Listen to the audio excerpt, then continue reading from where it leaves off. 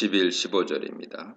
지금까지 양의 문이요 선한 목자이신 예수님과 대조된 인물은 절도 강도였죠. 이 단락에서 선한 목자와 싹군이 대조됩니다.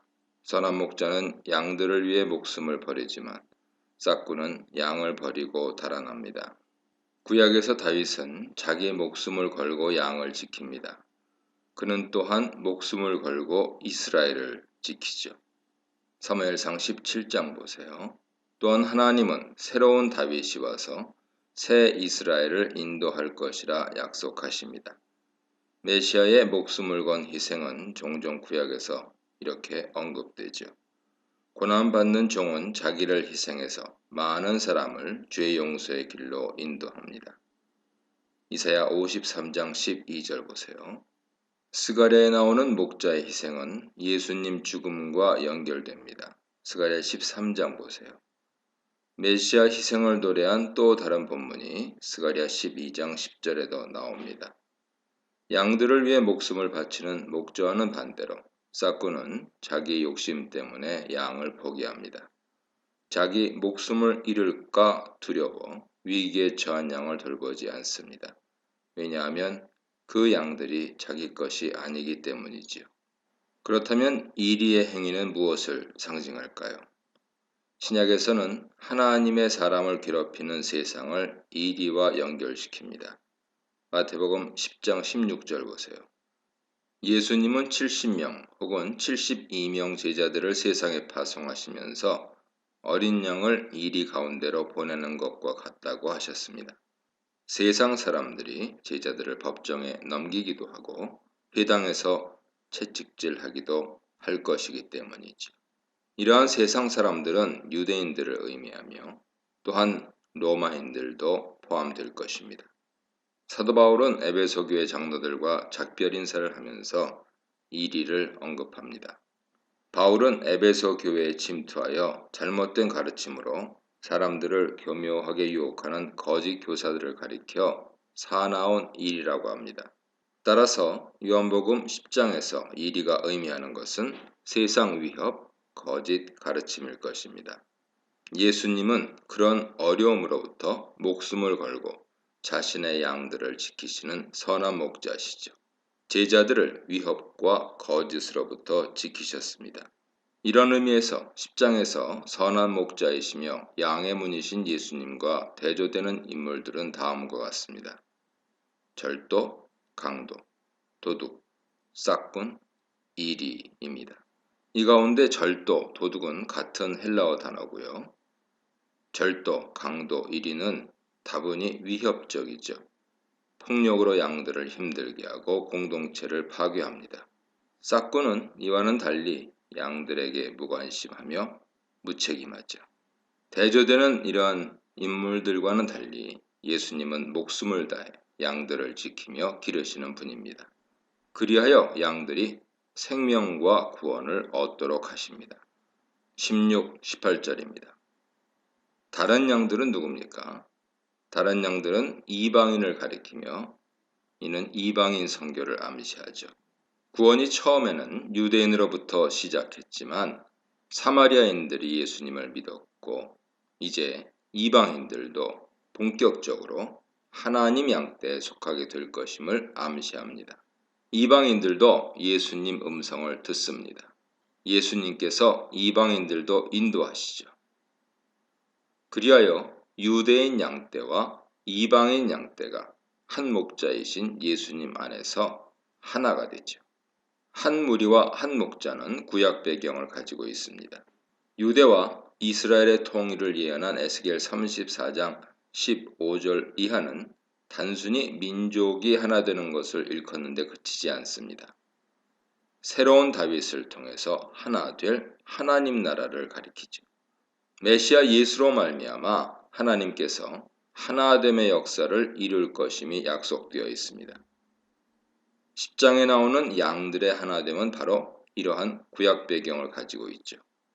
예수님은 이방인들까지 자신의 음성을 듣고 자신의 우리에 들게 될 것을 말씀하십니다.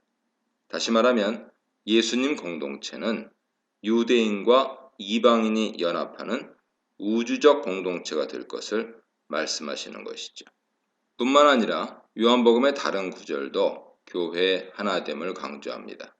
11장 49절 이하에서 가야바 예언을 통해 예수님 죽음이 가져올 하나됨을 말해주고 있습니다.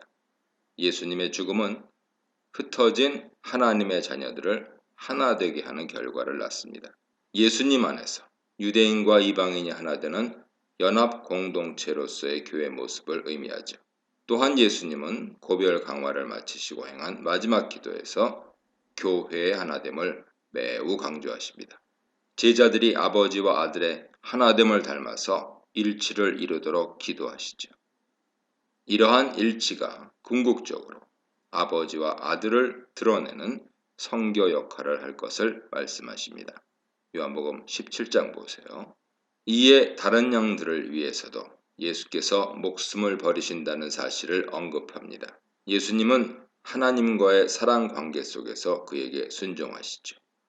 그 순종은 십자가를 통한 희생적인 죽음입니다.